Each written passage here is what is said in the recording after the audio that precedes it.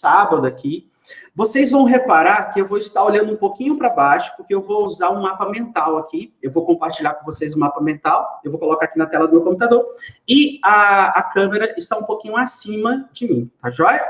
Então, não estranhe se eu ficar olhando só para a tela do computador, ao invés de olhar para a câmera da webcam, não, tá joia?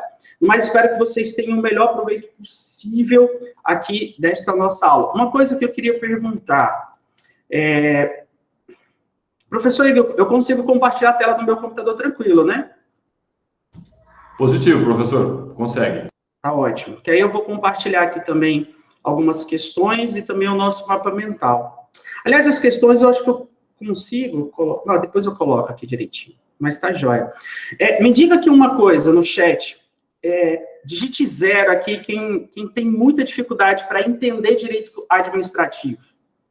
Quem tem dificuldade de entender direito administrativo, digita 0.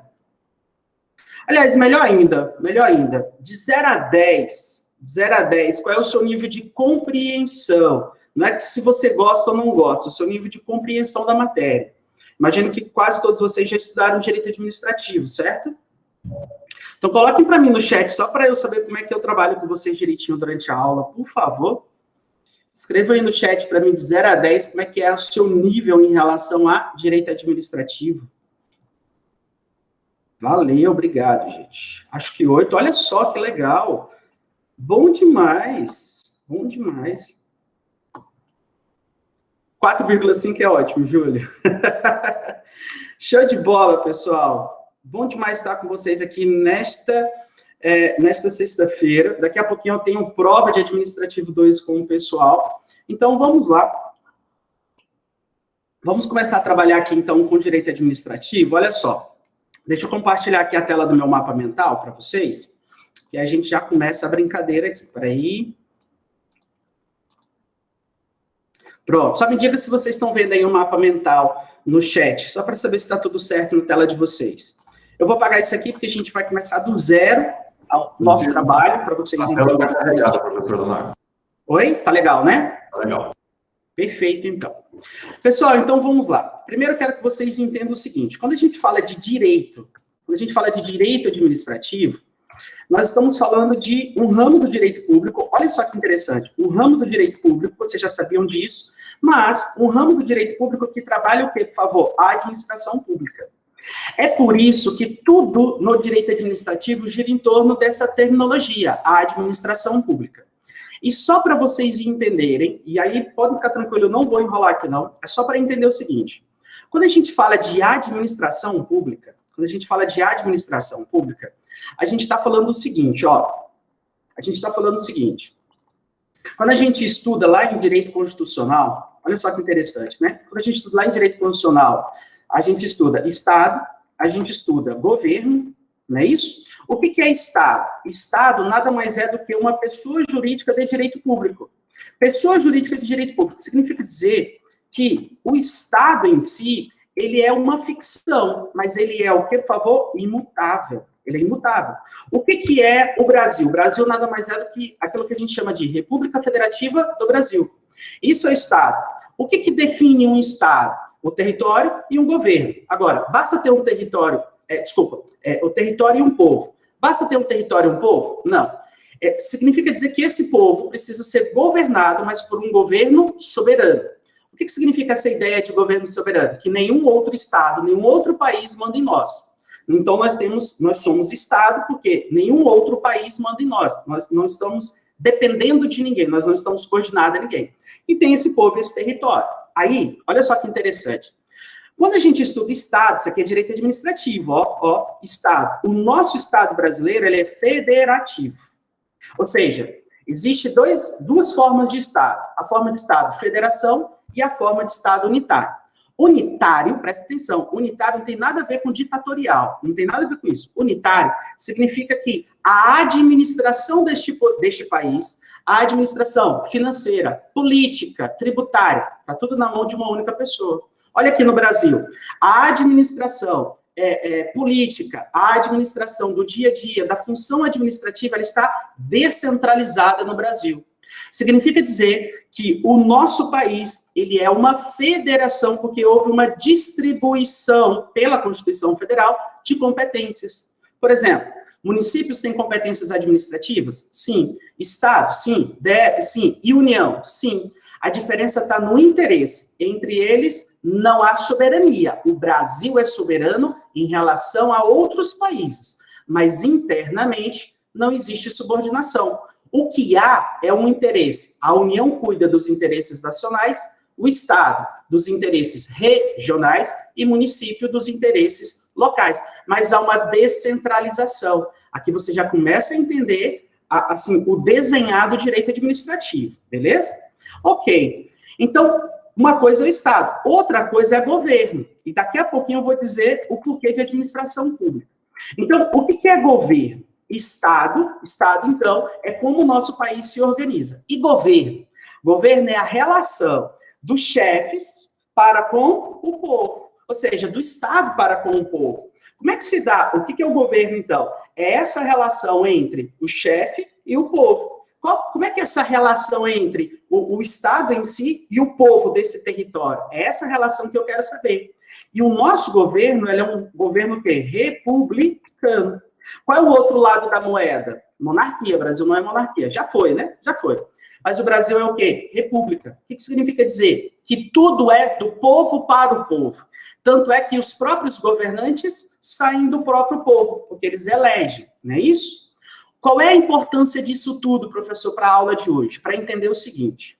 Enquanto Estado é uma figura imutável, que é a pessoa jurídica, governo, ele é transitório.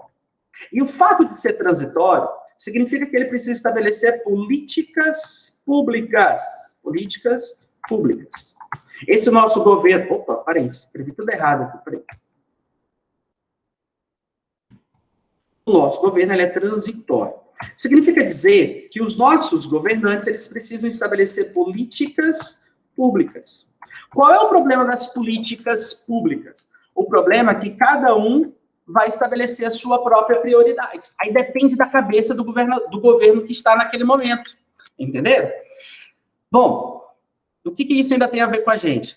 É o seguinte, se Estado é essa figura imutável, que representa o país para todo o resto do mundo, governo é a figura que cuida do povo, é a figura que estabelece as políticas públicas. A pergunta é, quem é a administração pública na fila do pão? A administração pública, nessa brincadeira tudo, é o que faz a coisa funcionar. É a máquina estatal. Então, quando você vê o presidente da República, você vê o governante. Mas quando você vê, por exemplo, aquele pessoal lá no postinho de saúde trabalhando, você olha para a administração pública. Quando você olha para o governador e vê o governador lá baixando um decreto sobre isolamento, presta atenção, o governador vai lá e baixa um decreto sobre isolamento social. Aquilo ali é a figura política. Mas quando você vê, por exemplo, um agente de fiscalização multando, punindo quem está desobedecendo a esse decreto, você não está vendo o governante, você está vendo quem? A administração pública.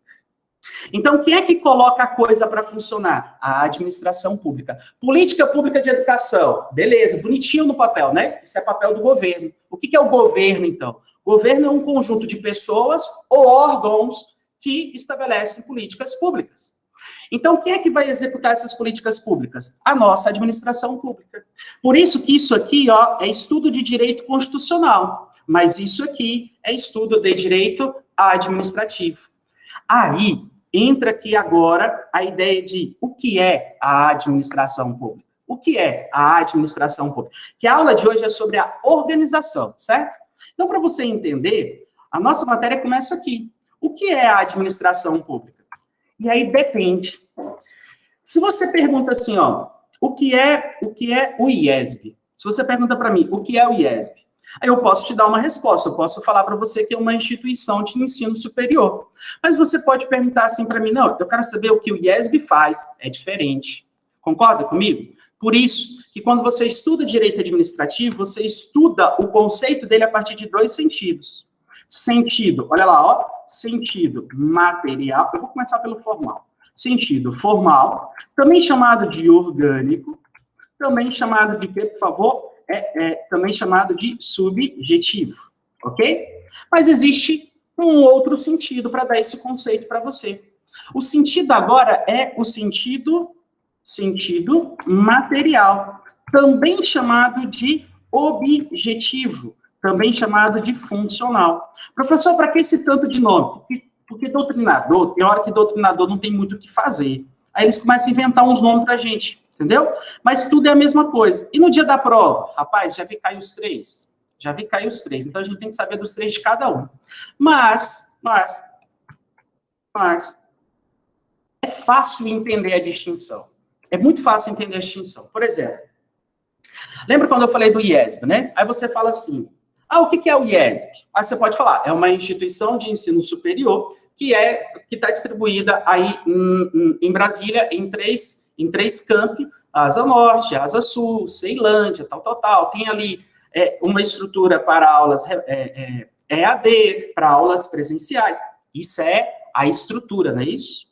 Agora, se eu falo assim, mas o que o IESB faz? Aí você pode falar o que o IESB faz no dia a dia. O IESB tem aula de graduação, tem agora ensino médio em Ceilândia, ele tem aula de pós-graduação, tem de lato sensu, de pós-graduação lato sensu, estrito sensu.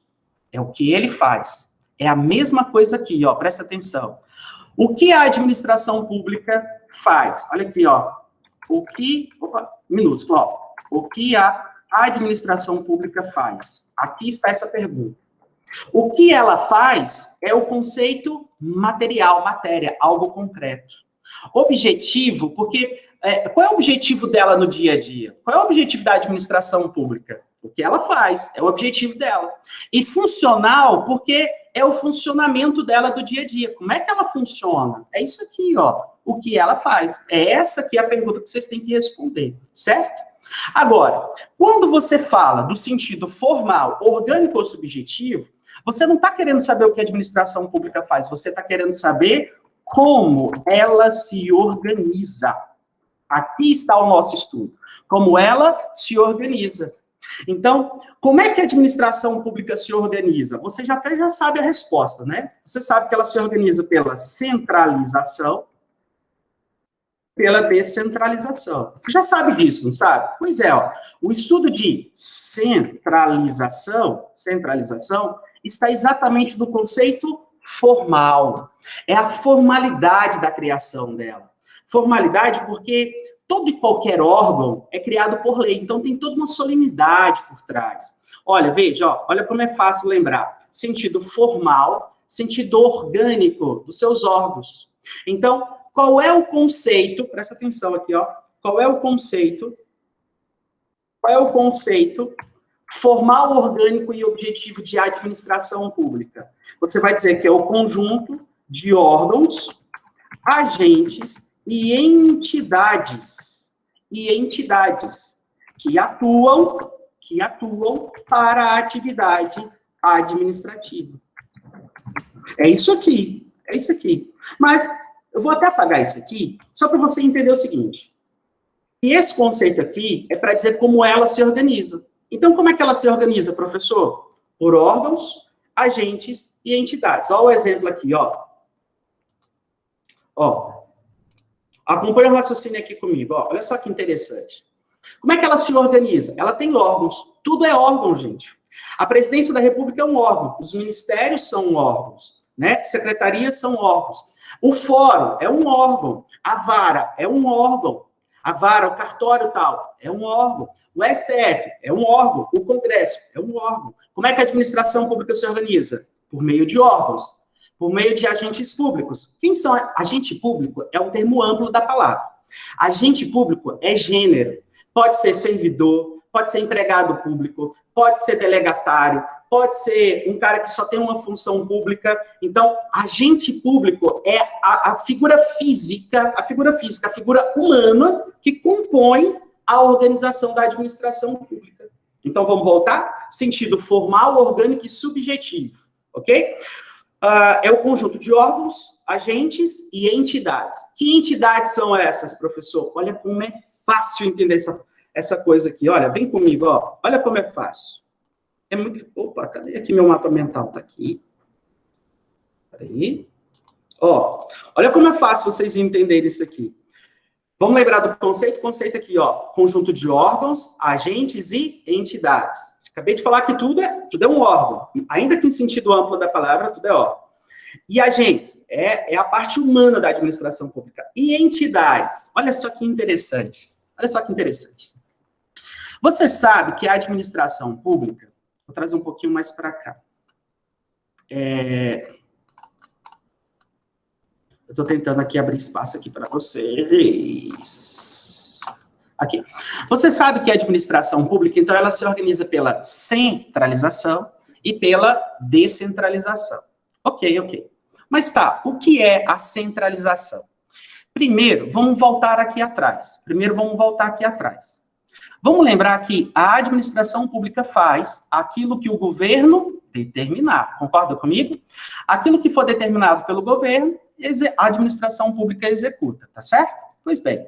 Bom, o governo pode estabelecer tanto políticas públicas, mas além de políticas públicas, a administração precisa cumprir o quê? A lei, né? Vou até colocar aqui só para vocês entenderem. Precisa cumprir a lei, não é isso? Precisa cumprir aqui Constituição Federal, por aí vai. Ok. Constituição Federal. Aí, a administração pública, então, ou cumpre essas políticas públicas, ou cumpre a lei que ela precisa obedecer, independentemente da vontade do seu governo. Tá certo. Vocês já leram os artigos 21, 22, 23 da Constituição, 24, 25, até o 30? Vocês já viram quantos incisos tem ali? Já? Quem já leu aqui a Constituição Federal ali naqueles incisos? 21, 22, 23... Estou olhando aqui para ver se eu acho um vademecum, não estou achando. Mas são muitos incisos. É aquilo dali que a administração pública faz no dia a dia. É exatamente aquilo dali que a administração pública é obrigada a fazer no dia a dia. Aquelas competências materiais. É aquilo que ela precisa fazer.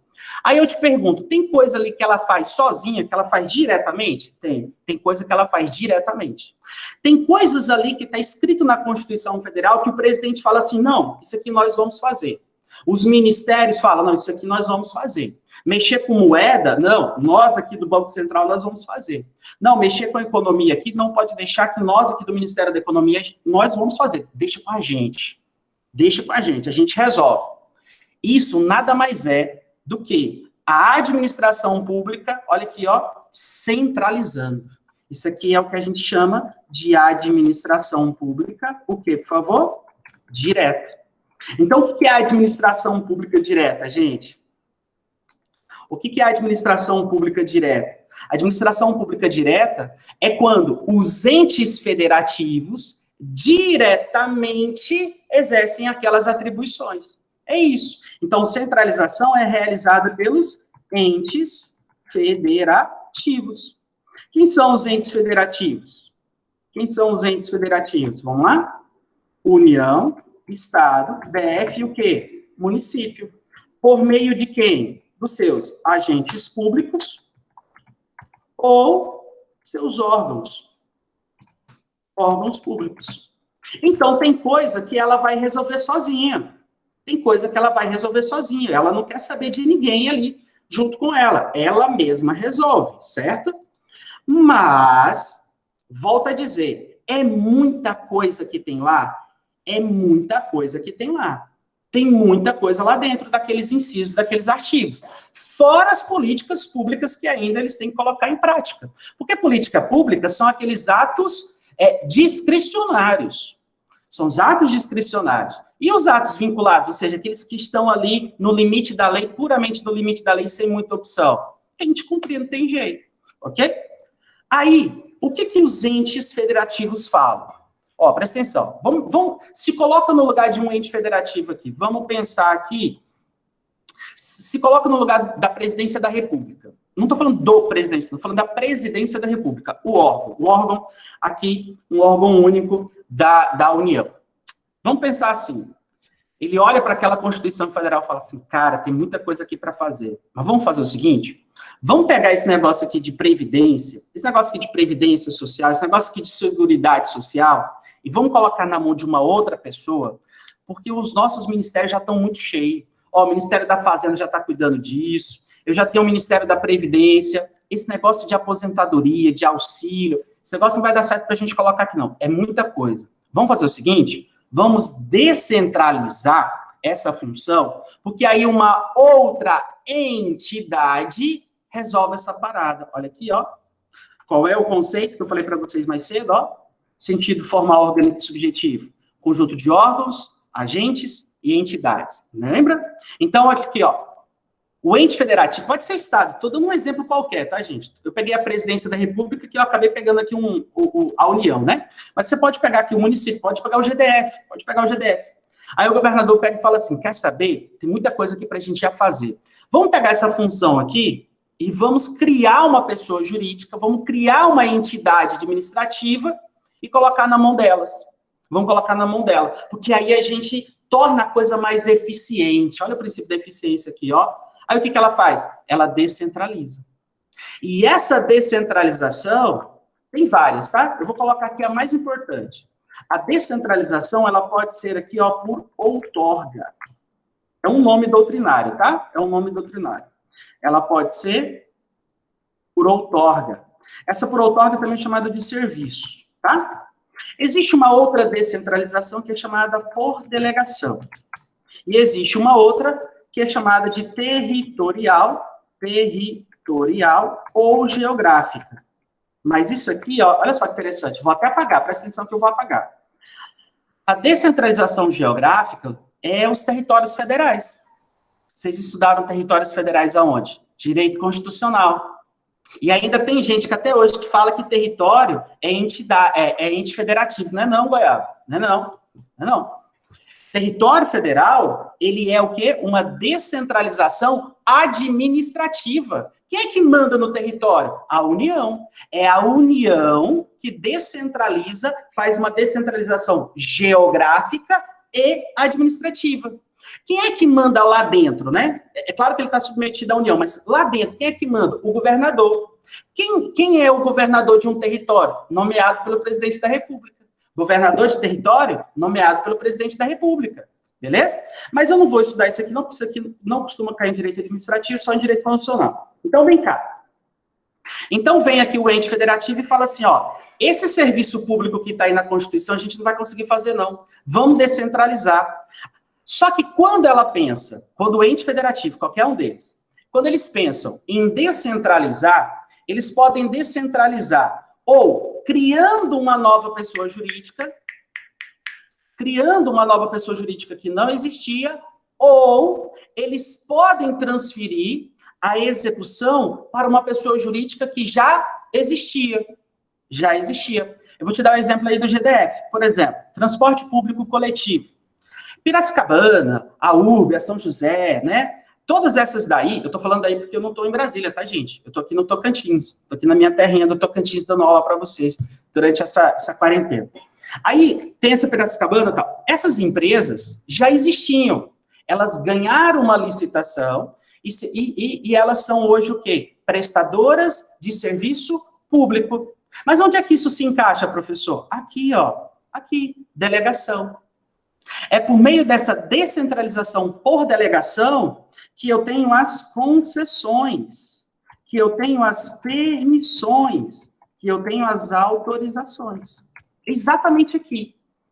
Eu não sei se é na próxima aula, depois eu vou dar uma olhadinha, mas na aula de serviços públicos, na aula de serviços públicos, eu vou voltar aqui, porque isso aqui, ó, é estudo da Lei 8789, que é a lei de concessões e permissões. Nós vamos estudar ela. Mas a concessão, isso que eu quero que vocês entendam, as concessionárias, elas são o quê, por favor? Uma descentralização por delegação. E isso aqui está exatamente aqui nesse estudo. Mas existe uma lei própria para isso aqui, então a gente vai estudar. E isso aqui cai muito em prova. Cai muito. Tanto é que é um dos temas que eu separei para estudar com vocês aqui nessa sequência de sextas-feiras, tá? Eu vou apagar, porque eu vou retomar isso aqui, para ficar mais limpo aqui na nossa aula de hoje, mas eu vou retomar isso aqui na aula de serviços públicos, tá joia? Ó, vou apagar. Serviços públicos prestados por particular. Pessoa jurídica que já existia, é um particular.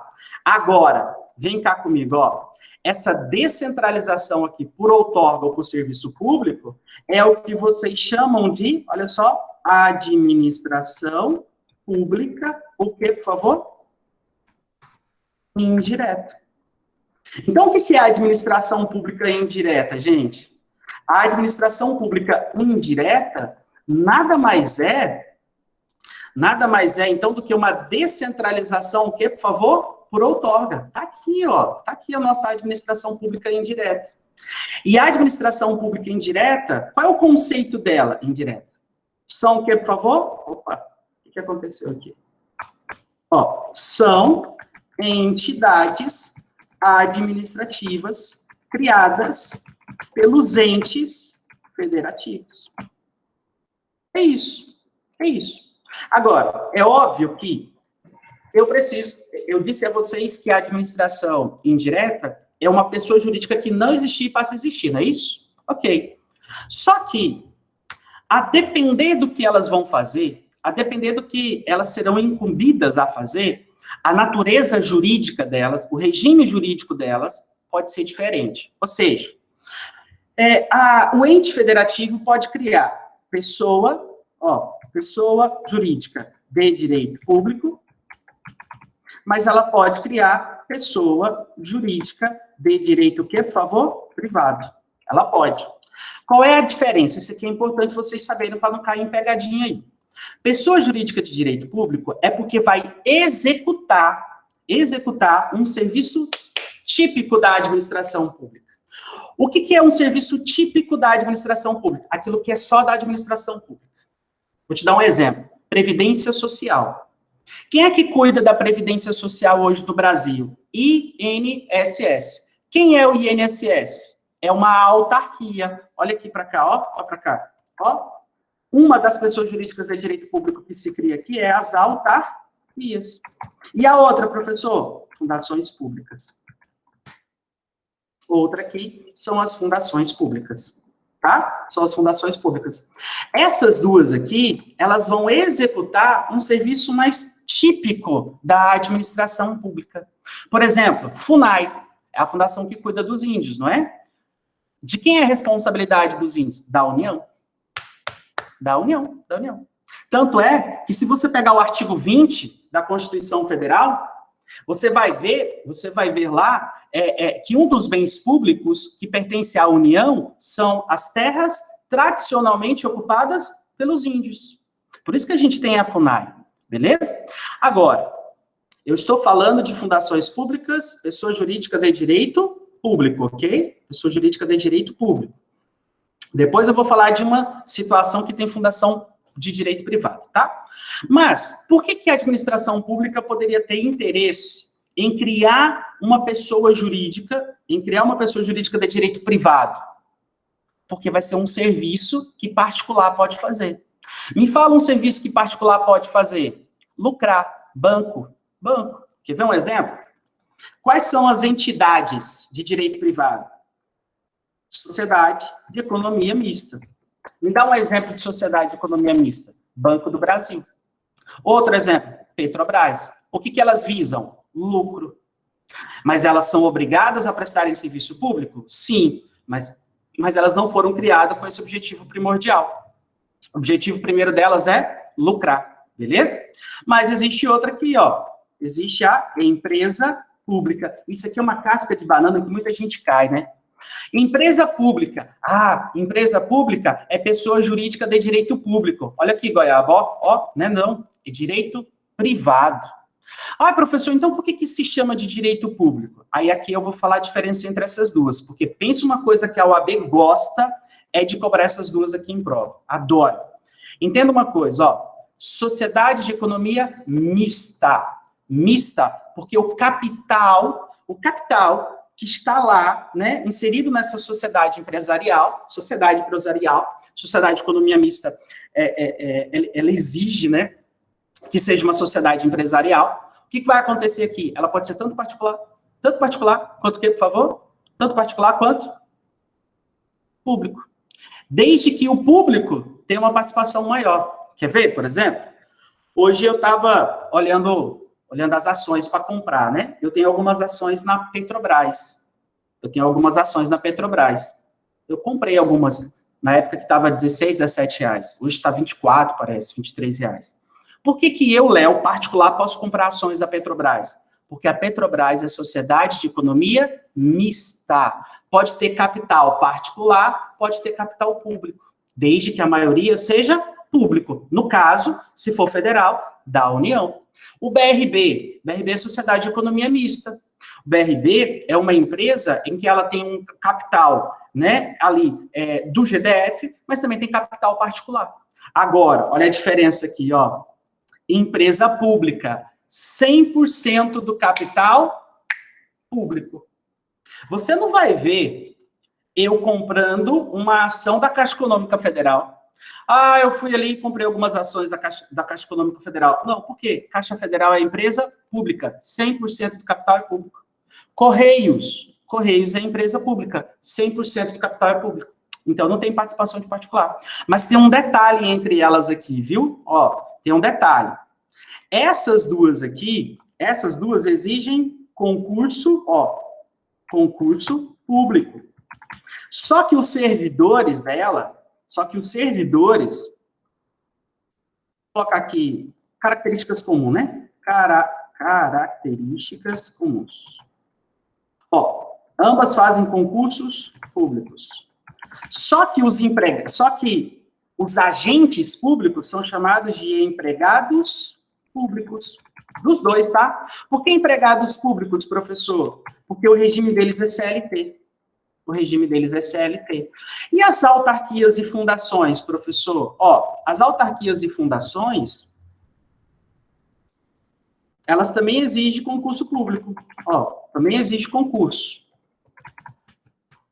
público. Só que os agentes públicos são chamados de servidores públicos. Por quê, professor? Públicos. Porque eles são estatutários.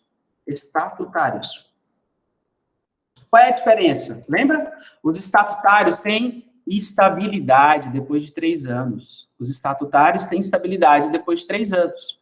Não é à toa que a Lei 8.112 é a matéria que mais cai na OAB.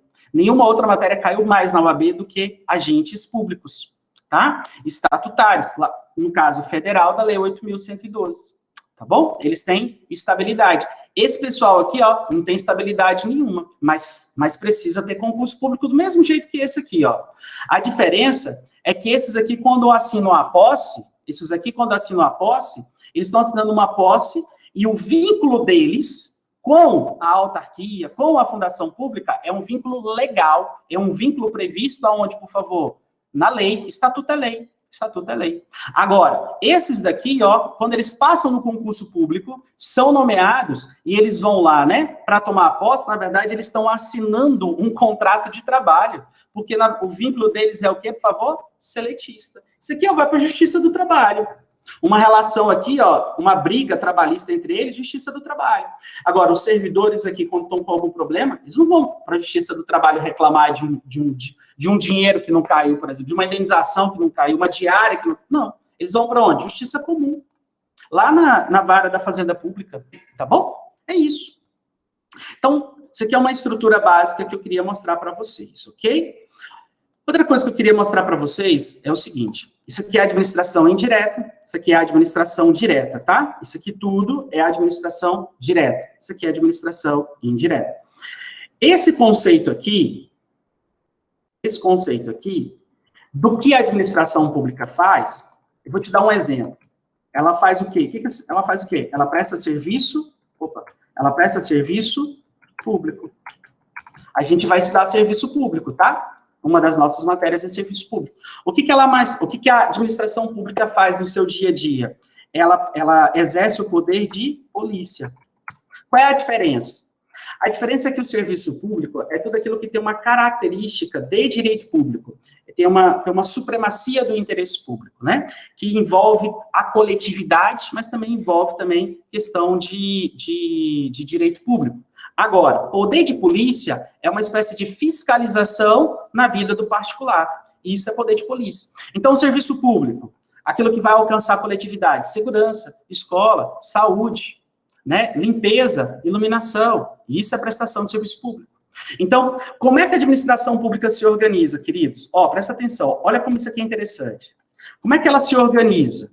Ó, ela descentraliza um serviço público de iluminação para a SEB. O que é a SEB? Lembra? A SEB é uma delegatária, delegação, aqui, ó, estava aqui que eu apaguei, não é isso?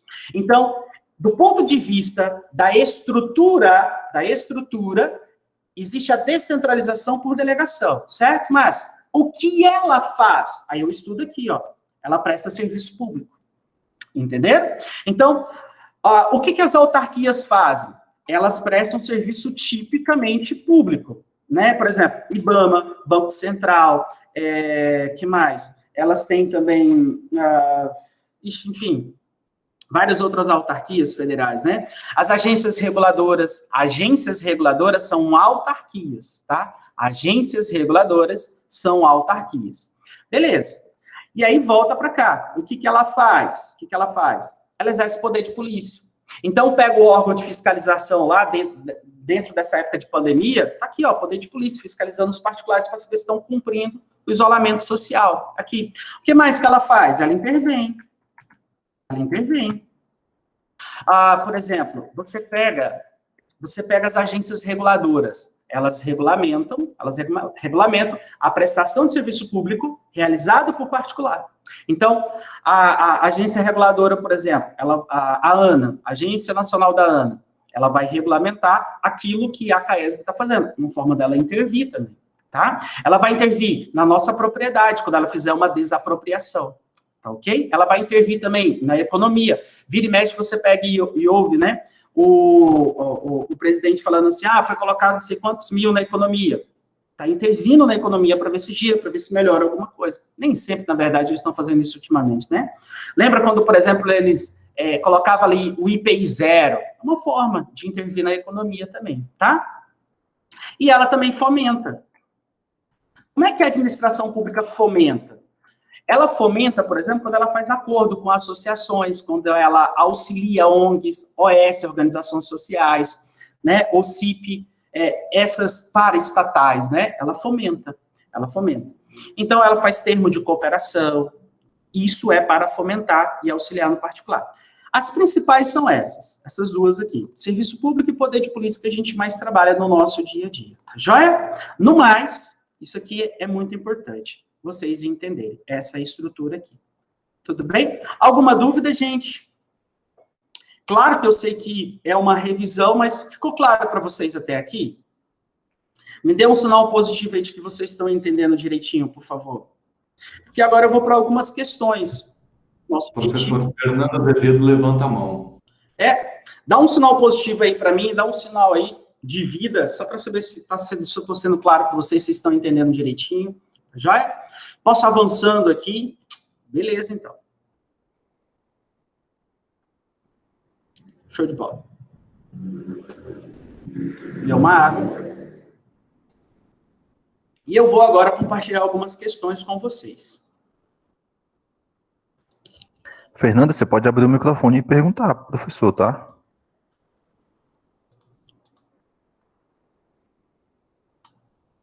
Alguém fez uma pergunta, Juliana?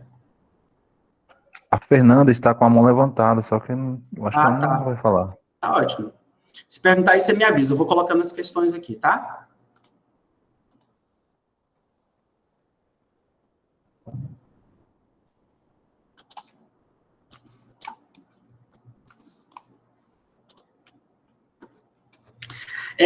Eu tive que dividir a tela aqui para mim ver o chat e ver aqui as questões. Vocês estão vendo as questões, certo? Vocês estão vendo as questões, correto? Confere. Beleza, então. Obrigado, Breno. Então, vamos para a primeira questão aqui rapidinho para a gente resolver, ó. Vamos lá. No ano corrente, todas as questões da OAB, né? A União, olha aqui, ó, interesse nacional, União, decidiu criar uma nova empresa pública. Empresa pública, pessoa jurídica de direito privado, para a realização de atividade de relevante interesse econômico. Lembra que eu falei para vocês? As pessoas jurídicas de direito privado, elas entram na concorrência com o particular, porque o objetivo é o quê? Ó, lucro. Para tanto, fez editar a respectiva lei autorizativa e promoveu a inscrição dos respectivos atos constitutivos no registro competente. Após a devida estruturação, tal entidade administrativa está em vias de iniciar suas atividades. Acerca dessa situação hipotética, na qualidade de advogado, gente, eu só queria pedir permissão para vocês, só para fazer aqui uma coisa. Eu vou voltar aqui naquele mapa mental por uma razão muito óbvia. Lembra que eu falei dessas duas empresas aqui? Essas duas aqui, é o seguinte, eu vou voltar aqui rapidinho. A administração indireta, ela pode ser, lembra que eu falei que a administração indireta é uma descentralização criada por quem? Pelos entes federativos, tá certo? Então, o ente federativo quer criar alguma dessas entidades aqui, certo? Ok, acontece o seguinte, que a administração indireta, ou seja, as entidades, para serem criadas, ou elas são criadas por lei, elas são criadas por lei, ou a criação depende de autorização de lei. Então, é diferente, eu vou explicar, é diferente. Quando ela é criada por lei, publicada a lei entrou em vigor, a entidade já existe. Essa é a principal diferença.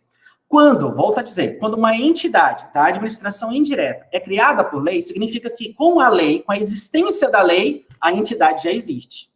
Ó, as autarquias, vamos colocar assim, INSS, BANA, todas essas autarquias ou fundações públicas, elas têm uma lei, a lei que as criaram. No dia que publicou a lei, essa entidade já passava a existir. Ela podia não ter um prédio, mas ela já existia. Porque a diferença está aqui, ó.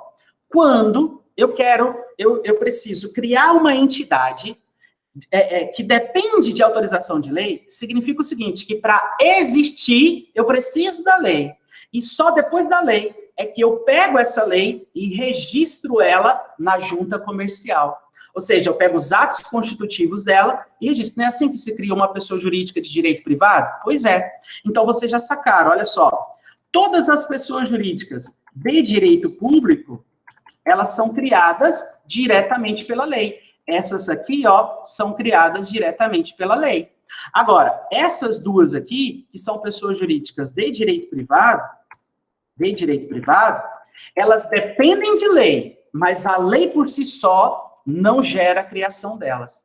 Ah, já existe a lei para criar o Banco do Brasil. Então, beleza, tenho a lei, então agora eu vou fazer os atos constitutivos, vou pegar os atos constitutivos e levar na junta comercial. É assim que elas são criadas. Então, a criação é lá, ó, na junta comercial, assim como é qualquer outra pessoa jurídica de direito privado, tá? Claro, com diferença, né, de associação, né, e fundação, que não é assim. É no próprio cartório a criação delas, né, mesmo sendo pessoa jurídica de direito privado.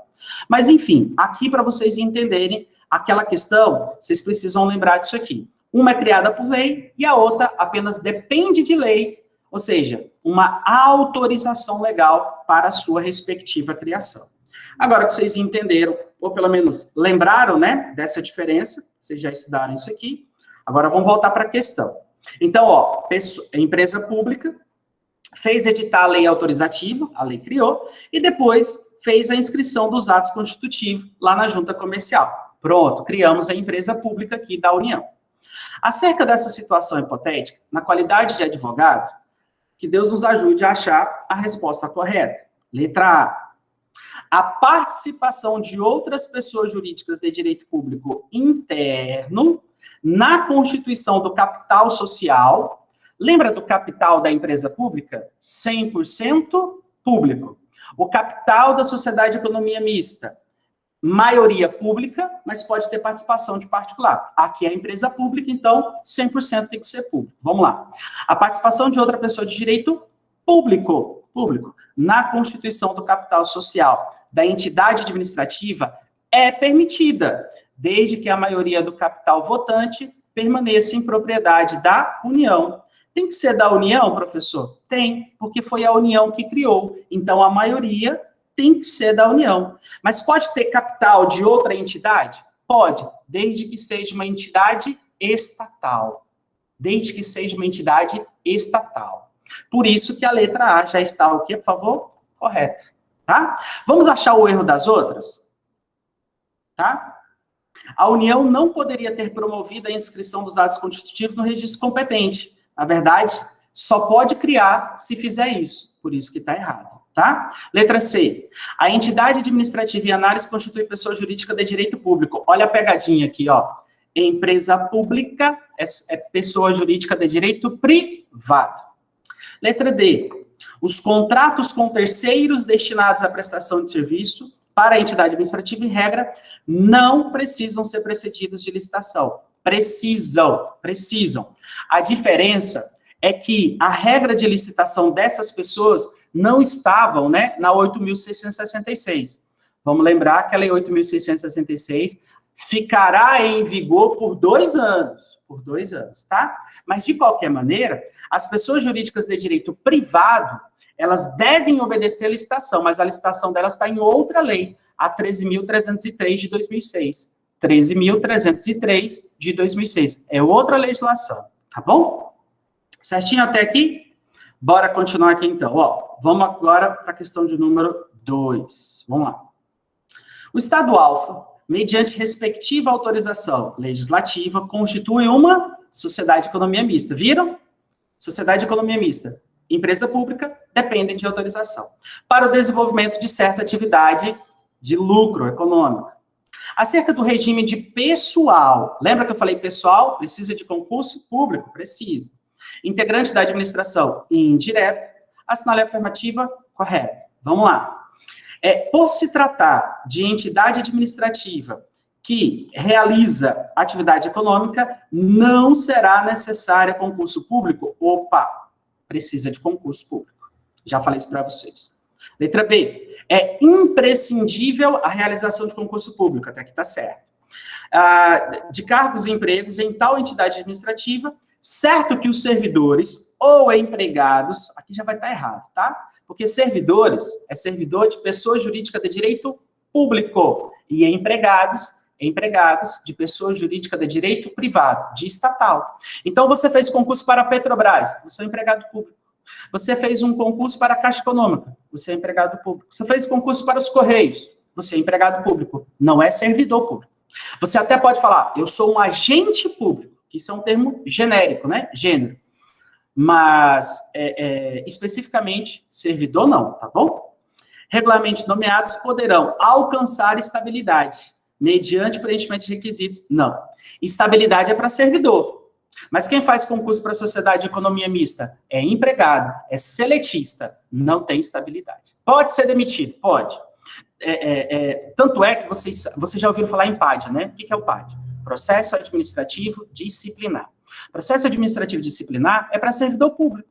Empregado público não responde PAD? Não. Pode ser demitido de qualquer jeito? Alguns anos atrás permitia. É que alguns anos atrás, o STF deu uma decisão e falando assim, ó, mesmo que seja empregado, precisa pelo menos garantir o devido processo legal por meio de um processo administrativo. Não é PAD. É um processo administrativo com ampla defesa e contraditório. Para quando quiserem demiti-lo, né? Tá bom? Letra C. Letra C. Deve ser realizado concurso público para a contratação de pessoal por tal entidade administrativa. E a remuneração a ser paga aos respectivos empregados não pode ultrapassar o teto remuneratório da Constituição. Até aqui está certo. Caso sejam recebidos recursos, do Estado alfa para pagamento de despesa pessoal e custeio geral. Tá certa essa alternativa. Putz, professor, questão complicada? Mais ou menos. Deixa eu interromper aqui e te explicar. O que é o teto constitucional? O teto constitucional é o salário máximo que um servidor público pode receber. Quem é que tem o teto constitucional? O teto constitucional foi concedido aos ministros do STF. Depois alguém confirma para mim, mas eu acho que hoje está em torno de R$39 mil. Então, o teto constitucional cabe a quem? Ao ministro do STF. Mas, cada ente federativo tem o próprio teto. Existe o teto da União. Qual é o teto da União? É dos ministros. Qual é o teto do Estado? Do Estado. Depende. Do Estado depende. Pode ser tanto do governador quanto dos desembargadores. Depende do que eles admitirem lá dentro do Estado, tá? Qual é o teto do município? Do prefeito. Então, cada um tem o seu teto. Cada um tem o seu teto. Só que aqui não está falando das pessoas jurídicas de direito público. Aqui não está falando de município, não está falando dos órgãos do município. Não, aqui está falando da pessoa jurídica de direito privado, de sociedade de economia mista. E vamos colocar aqui empresa pública. Elas precisam obedecer ao teto? Depende. Precisa obedecer ao teto constitucional? Depende. Depende do quê? Depende se essa empresa, se essa sociedade de economia mista, se ela recebe verbas da entidade, ou seja, do ente federativo. Vamos pensar assim, eu estou aqui no Tocantins, né? A sociedade de economia mista daqui do Tocantins precisa obedecer o teto constitucional? Depende. Essa sociedade de economia mista recebe dinheiro do estado do Tocantins para pagar o seu pessoal? Porque se recebe, aí tem que obedecer o teto. Mas se não recebe, precisa pagar o teto. Eu te pergunto, o tanto de lucro que a Petrobras dá, a Caixa Econômica dá, o Banco do Brasil dá, vocês acham que essas três aqui recebem dinheiro da União para pagar o pessoal? Claro que não. Então, o pessoal dela pode ganhar mais de 39 mil? Pode. Mais de 39 mil pode. Tá? Só fazendo um parêntese, quem aqui se lembra de uns 2, 3 anos atrás, em que o GDF se escandalizou com os salários de alguns empregados da CAESB? Da CAESB. Quem lembra dessa história? Vocês lembram? Elas são concessionárias. E por serem concessionárias, elas não obedecem, tá bom? Elas não obedecem ao teto. E tinha lá salário de 40, advogado. Exatamente, Marco. Tinha lá 40, 50 mil de salário. Salário. Tá? E o teto? Não obedece um teto. Fiquem despreocupados, tá? E também, mesmo que a CAESB seja uma empresa pública, ela tem dinheiro suficiente, ela não precisa de dinheiro do GDF para pagar o pessoal. Então, elas podem estourar o teto. Beleza? Voltar aqui a compartilhar aqui para vocês. Opa! Acho que eu compartilhei aqui a coisa errada, peraí.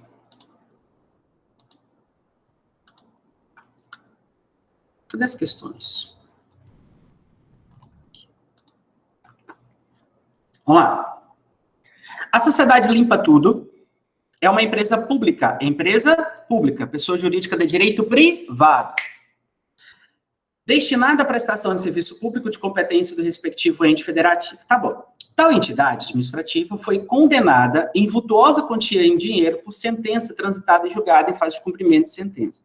Para que se cumpra o título condenatório, considerar-se-á que os bens da empresa pública, dessa empresa pública aqui, são bens o quê? Impenhoráveis, privados. Para vocês entenderem isso aqui, vale uma explicação rápida minha aqui. Olha só. Se você pegar o Código Civil, lá no artigo 97, 98, 99, você vai ver o que são bens públicos. Então, eu vou te responder o que são bens públicos. Bens públicos são aqueles pertencentes às pessoas jurídicas de direito público interno. Ponto. Pessoas jurídicas de direito público interno. O patrimônio dessas pessoas são considerados o quê, por favor? Públicos. São considerados, não, desculpa, são públicos. 100% do patrimônio dessas pessoas são públicos. Ué, professor, então quer dizer que o patrimônio de uma empresa pública, o patrimônio de uma sociedade de economia mista tem natureza de bem privado, bem particular. E qual é a importância disso? Imagina que essa empresa tem uma dívida, e aí eu vou lá e executo na justiça. Eu posso pedir a penhora do patrimônio? Depende. Se é bem público, eu não posso pedir a penhora. E se for bem particular, eu posso pedir a penhora. Mas tem um detalhe. Presta atenção, aqui está a grande sacada. Uma empresa, os bens, presta atenção, os bens pertencentes a uma pessoa jurídica de direito privado que presta serviço público tem a mesma proteção que os bens públicos. Vou dar um exemplo. A Piracicabana daí de Brasília, né? Ela é uma pessoa jurídica de direito privado. Todos os ônibus dela são bens privados. Podem ser penhorados? Não podem. Por quê? Porque aqueles coletivos, aqueles ônibus, eles são usados para prestar serviço público. Então, aqueles ônibus não pode. Mas e o carro do RH da Piracicabana? Pode. Aí pode. Os computadores do RH da Piracicabana? Pode. Mas os coletivos? Não pode. Então, vamos falar da sociedade de economia mista e da empresa pública, que são pessoas jurídicas de direito privado.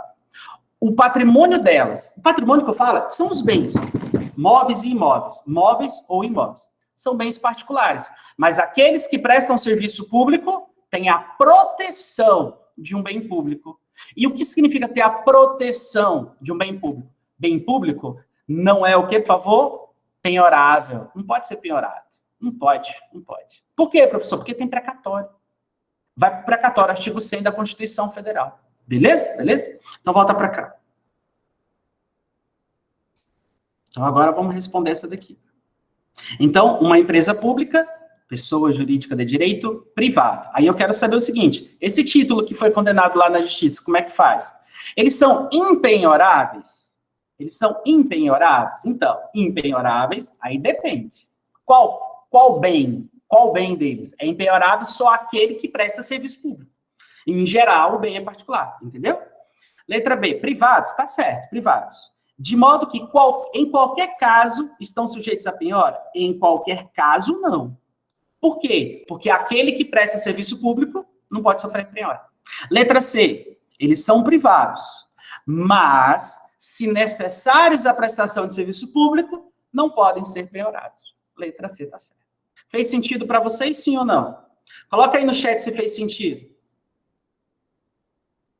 Entenderam direitinho? Professor Paixão. Pode falar. Antes do senhor encerrar a live, gostaria de fazer uma sugestão para o senhor falar das datas que o senhor vai dar as próximas aulas, porque nós vivemos numa situação tão corrida que às vezes a galera precisa bloquear na agenda as próximas lives, os próximos dias e horários, tá? Tá ótimo. Eu posso só fazer a questão de número 4? A live é sua, professor, fica à vontade.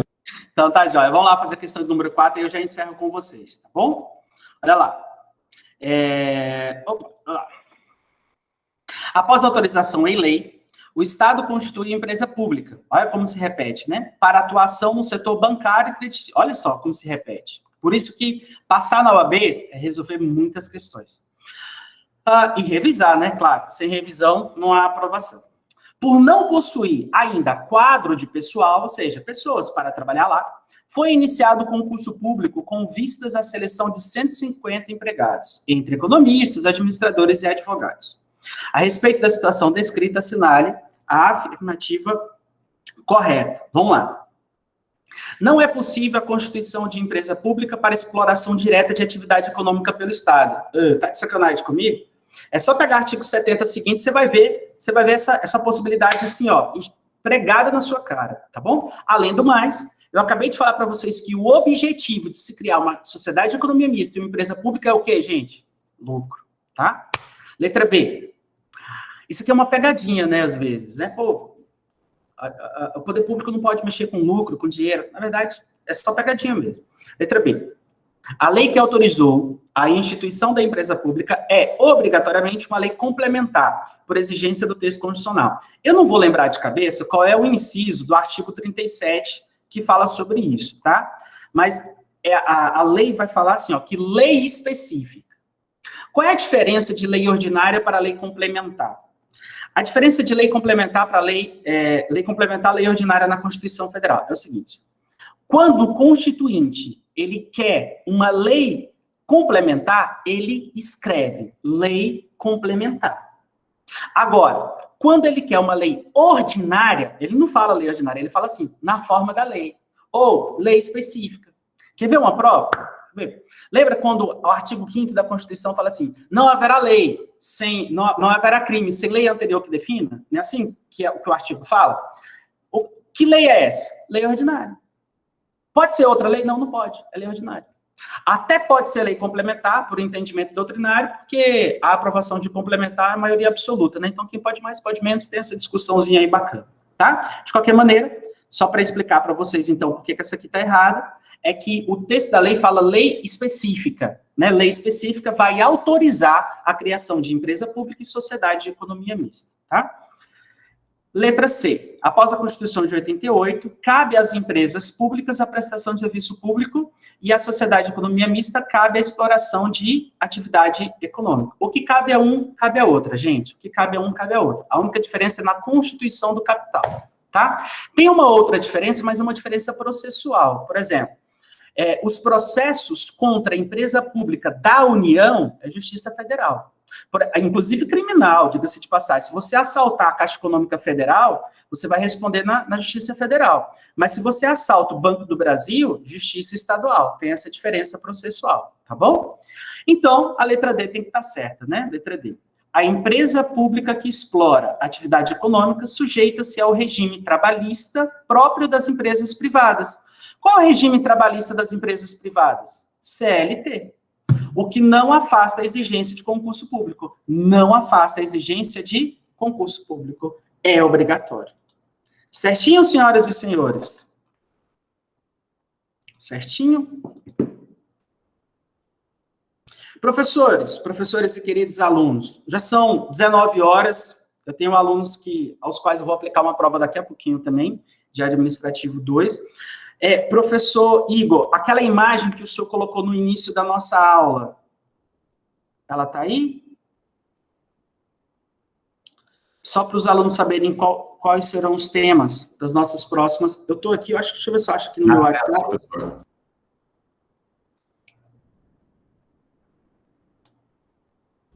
Professor Baixão já está na tela. Perfeito, obrigado, querido. Então, próxima aula, meninos e meninas, intervenção do Estado na propriedade. Se eu pudesse dizer para vocês qual é o subtema que mais caiu na OAB FGV em Direito Administrativo, eu vou dizer para você, desapropriação. Subtema, viu, professor Igor? Não é o tema mais amplo, não, subtema. Porque desapropriação é uma modalidade de intervenção no Estado na propriedade particular. Ó o Lucas, querido amigo Lucas. Tudo certinho, querido? Na próxima aula, então, eu vou falar de desapropriação, vou falar de limitação administrativa, vou falar de servidão administrativa, requisição administrativa, vou falar de tombamento, tá? Mas vou falar de desapropriação também, na próxima sexta-feira. Na outra sexta-feira, agentes públicos. Agentes públicos têm duas pegadas. As normas constitucionais, lá do artigo 37, 38, 39, 40 da Constituição Federal e a Lei 8.112. A Lei 8.112 cai bastante no exame de ordem, tá bom? E, por fim, nós vamos falar de serviços públicos, nossa quarta e última live nessa temporada de administrativo. Serviços públicos, a Lei 9784, vamos falar de concessão, vamos falar de concessão comum, concessão precedida de obra pública e vamos falar de parceria público-privada. Parceria público-privada tem uma certa recorrência no exame de ordem. Certinho? Pessoal, espero que vocês tenham curtido, espero que vocês tenham gostado aí da nossa revisão, tá? Espero que vocês tenham se agradado aí do nosso mapa mental, né? Também. Espero vocês na próxima sexta-feira e revisem. Depois eu vou deixar o restante das questões com o professor Igor Marcelo, tá bom? Beijo no coração de vocês, Deus abençoe, boa aula e agora bom final de semana. Revisem, sem revisão não há aprovação, viu? Tchau, tchau.